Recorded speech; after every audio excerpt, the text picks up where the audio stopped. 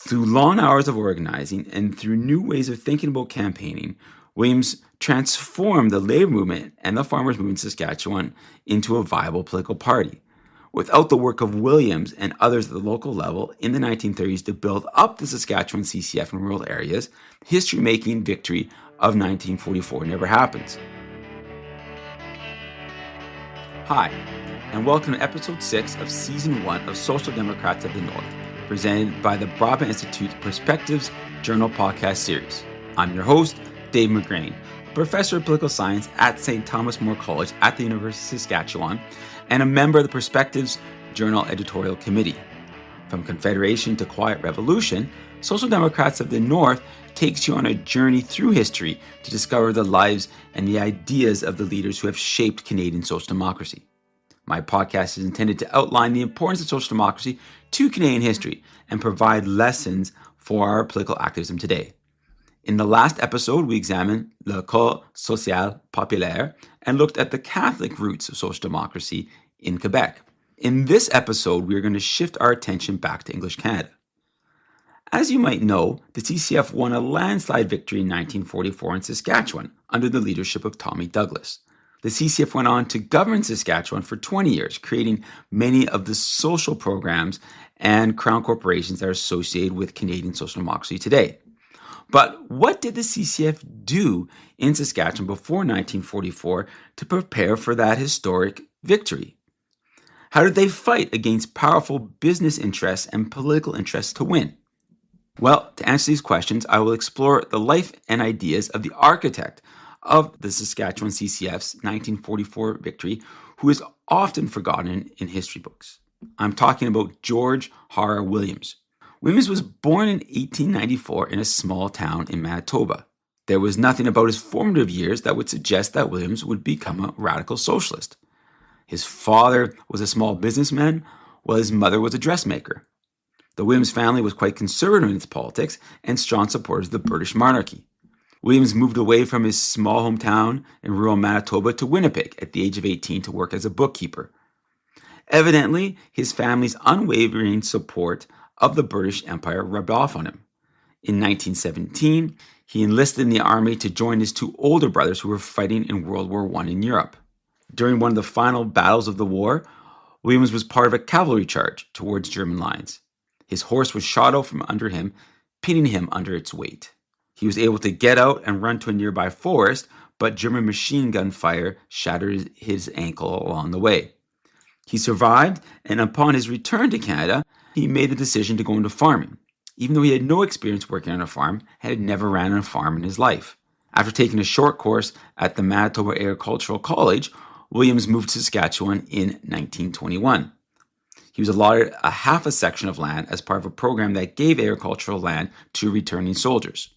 Williams' land was virgin prairie, meaning that it had never been cultivated before. Turning this land into a successful farm would not be easy. But Williams was a hard worker. All by himself, he cleared the bush off of the land and plowed it with a single disc plow and a team of Belgian horses. Through back-breaking labor, he broke and seeded 15 acres and harvested 270 bushels of wheat in his first year of farming. Williams thought that he had made it. He had put in thousands of hours of work, and now it was time to sell his wheat and claim his rightful award. But he was about to find out that farming in Saskatchewan did not work like that. In the 1920s, the rest of Canada was in an economic boom. But on Saskatchewan farms, things were not going so good. Railways and grain handling companies from Eastern Canada set the price of grain and set the rate that was charged for grain to be transported to port.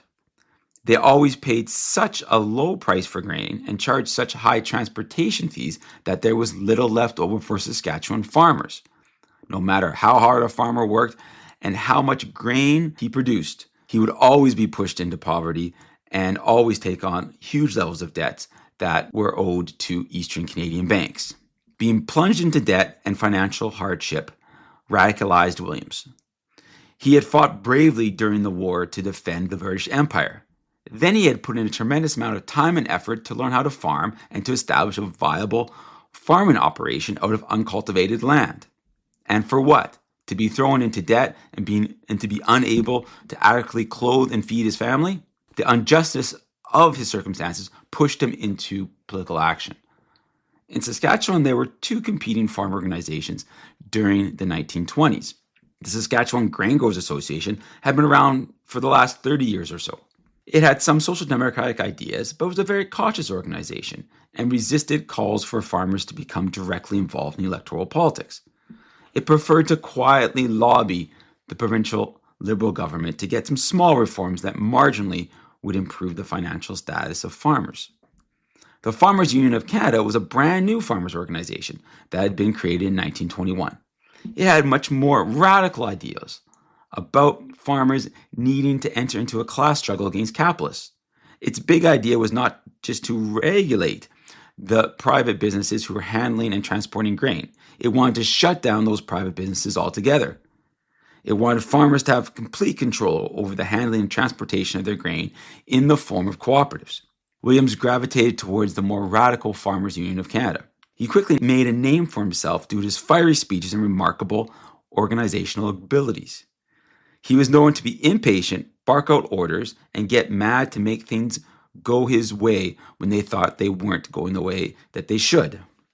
Perhaps because of these qualities, he was one hell of an organizer.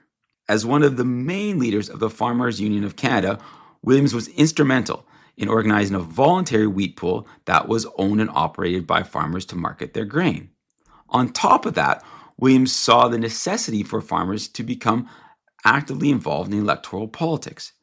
He founded the Farmers Political Association in 1924 to run farmer candidates in federal and provincial elections. Though Saskatchewan farmers were clearly not ready for this idea yet, and the association was dead within a year. By the end of the 1920s, it was obvious that having two competing farmers organizations in Saskatchewan was not serving the interests of farmers well. Farmers were fighting amongst themselves as big railway companies and big grain handling companies were laughing all the way to the bank. Realizing this problem, Williams came up with a solution. He led the charge to have the Saskatchewan Grain Growers Association and the Farmers Union of Canada merge into one organization called the United Farmers of Canada, Saskatchewan Section. By this time, Williams was a well-known figure amongst Saskatchewan farmers, and he was duly elected president of this new farmers organization in 1929. In a very short number of years, Williams had risen from being an inexperienced farmer planting his first crop to being the head of one of the most powerful agricultural associations in Western Canada. Soon after Williams became the president of the United Farmers of Canada, a dramatic event took place. On October 29, 1929, stock markets around the world crashed. This changed everything. Saskatchewan farmers were already in bad financial shape. Then, overnight, the price that they were being paid for their grain plummeted even further. They were all staring bankruptcy in the face. To make matters worse, a terrible drought hit the Canadian prairies mere months after the stock market crashed. Massive clouds of dust swirled around farmers' fields. Huge swarms of grasshoppers devoured crops. Farmers could barely get a crop off the field in these conditions. And they were paid next to nothing for whatever grain they could harvest. Saskatchewan farmers had been a cautious bunch up till now. But the combination of depression and drought opened up their minds to new ways of thinking. Williams had a reputation as a radical, and he was soon able to supply farmers with the bold ideas that they were looking for. His first bold idea was for farmers to go socialist. The Saskatchewan Liberal provincial government and the Liberal government in Ottawa had always claimed to be the friend of farmers, but they had been in power for many years and nothing had gotten better. Liberalism clearly wasn't the answer for improving the lives of farmers. Farmers had to embrace socialism. His second bold idea was for farmers to get into politics in a big way. The farmers' movement in Saskatchewan had always been hesitant to get directly involved in elections, but in the midst of the Depression, farmers were desperate. Williams proposed that farmers and workers get together to form a political party that would work in their interests, not the interests of big Eastern businessmen. In 1931, he brought the United Farmers of Canada into alliance with the small Independent Labour Party of Saskatchewan to form a political party called the Farmer Labour Group. Williams argued that the Farmer Labour Group could finally challenge the liberal dominance of Saskatchewan politics. He claimed that it could bring farmers and workers together to form a socialist government. With the pressing need to end the depression on everybody's mind, things started moving fast for Williams. He heard that farmers and workers in other provinces were also moving towards joining forces in a single political party, and they were going to call it the Cooperative Commonwealth Federation, or the CCF.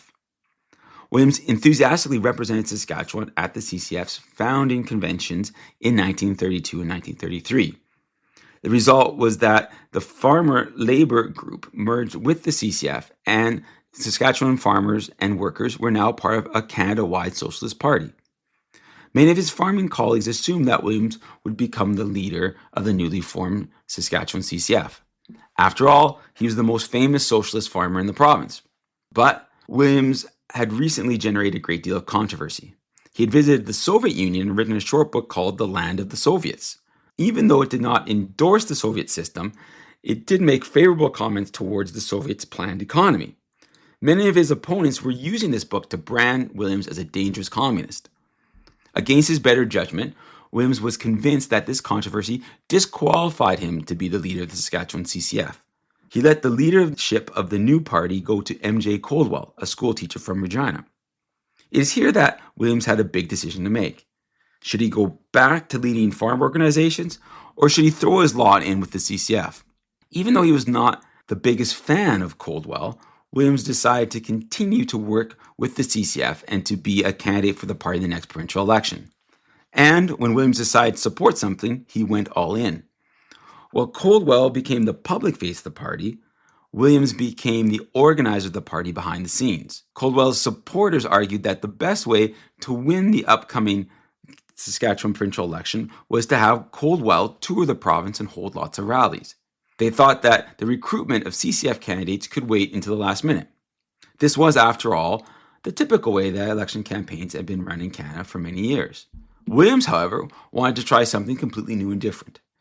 He criticized those in the party who wanted to hold big rallies because they said that they were just preaching to the choir. He devised a new way of political organizing where he recruited candidates to run for the CCF several months before the anticipated election call. He then instructed those candidates to visit their neighbors at their homes to convince them to vote for the CCF. This ended up being the first instance of door-to-door canvassing in Canadian political history. Saskatchewan provincial election was called for June 1934, only about a year after the CCF had been officially founded. The election ended up being a landslide victory for the Liberals, who won 50 out of 55 seats. But what surprised everyone was what happened on the opposition benches. The Conservatives, who had traditionally been the opposition to Liberal government in Saskatchewan, were completely wiped out. The 5 remaining seats that did not go Liberal were rural seats, where there had been Saskatchewan CCF candidates who had been out canvassing their ridings over the last year. And one of those candidates was Williams. Despite being leader, Coldwell failed to win his seat, as did the CCF candidates who were nominated late and had relied on Coldwell's rallies to be elected. All of a sudden, the CCF was official opposition to the Saskatchewan legislature. It was a signal to political observers all over Canada that the CCF was to be taken seriously. In the aftermath of the election, Williams and Coldwell jostled over leadership of the Saskatchewan CCF. Coldwell's supporters thought that Williams was too radical and refused to moderate his language enough to be elected. Williams' supporters thought that Coldwell was too much of an urbanite to attract voters in the rural areas of the province.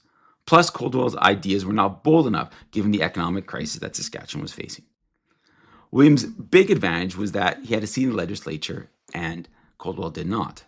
By 1935, Williams succeeded in being named leader of the Saskatchewan CCF, and Coldwell ended up being elected to a federal seat and becoming a CCF MP in Ottawa.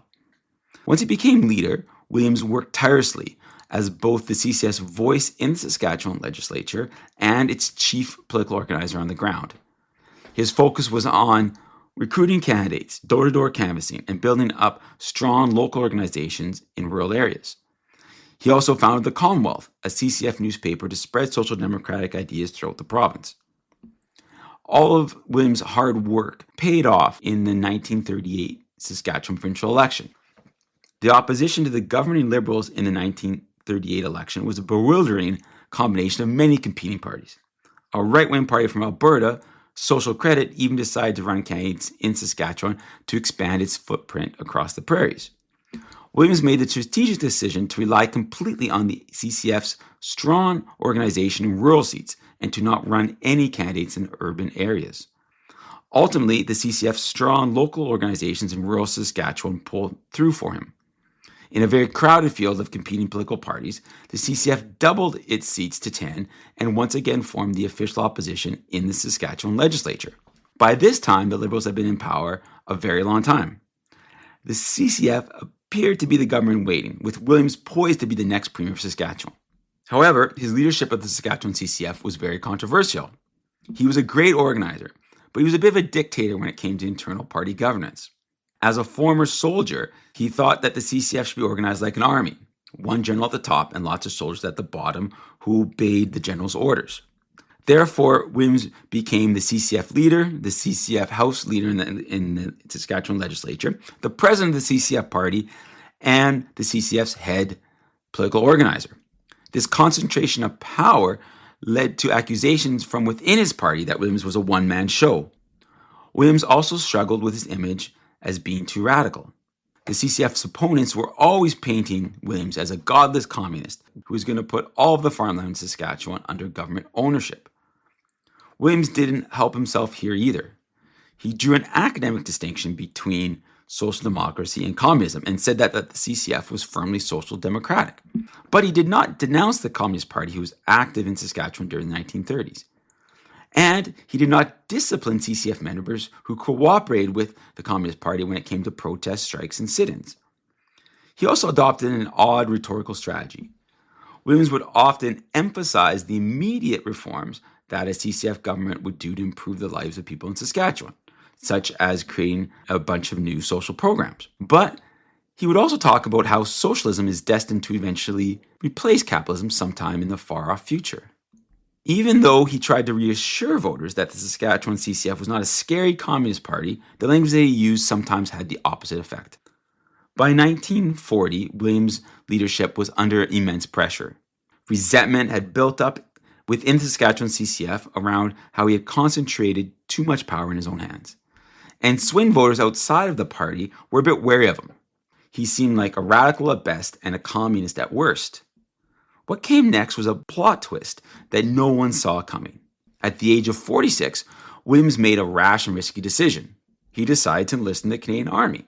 With the provincial election on the horizon, he declared that he would continue on as Saskatchewan CCF leader, but he was going to go off to Europe to fight in World War II. He stated that he strongly believed that fascism was a threat to democracy throughout the world and needed to be defeated if social democracy was ever to be achieved. He also said he wanted to illustrate that the CCF was not an anti-war party and that it supported Canada's brave soldiers. Almost overnight, the leader and the main organizational force behind the Saskatchewan CCF vanished into thin air. The man who was supposed to be the premier in waiting became nothing more than a ghostly presence at party meetings. Williams sent the occasional letter back to the party, but otherwise he was mostly silent. Evidently, Williams' opponents took advantage of his absence. Coldwell was probably going to become the leader of the federal CCF soon due to J.S. Wordsworth's failing health. But there was an exciting young CCF MP who had been first elected in Weyburn in 1935 and then had won re-election in 1940. His name was Tommy Douglas. As a close ally of Coldwell, Douglas was seen as more moderate and less radical than Williams. And Douglas was a shrewd politician who knew how to take advantage of an opportunity when it presented himself. As the old saying goes, he wasn't about to look a gift horse in the mouth. At the 1942 Saskatchewan CCF convention, Douglas ran for leader against Williams, who was nominated but was still overseas. Against his absent opponent, who could not respond, Douglas gave a rousing speech that brought delegates to their feet in applause. Douglas won and became the new leader of the Saskatchewan CCF.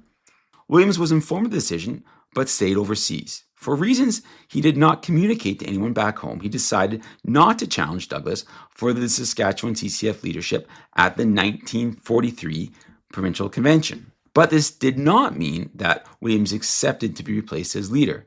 In fact, in late 1943, he wrote a letter to the Saskatchewan CCF Provincial Council saying that he could be home in 2 weeks to lead the party into the next election. By this time, he had been gone for almost 2 years, and Douglas was firmly established as leader. It was under these extraordinary and strange circumstances that Tommy Douglas entered the 1944 provincial election. Douglas was officially the leader of the Saskatchewan CCF. What about Williams? Was he coming back? When was he coming back? How would he respond when he got back? No one knew the answers to these questions. In another strange turn of events, Williams was discharged by a military doctor because of high blood pressure and chest pain. When news of Williams' imminent return back home came, speculation on what he would do when he arrived ran wild. Williams arrived back in Saskatchewan just a month before the 1944 provincial election.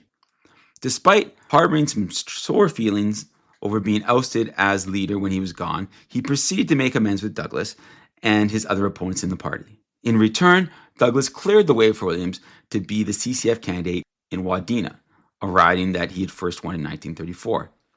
During the campaign, Williams attended CCF events in his military uniform. He proved a valuable asset for the CCF in winning the support of soldiers and voters who were supportive of the war.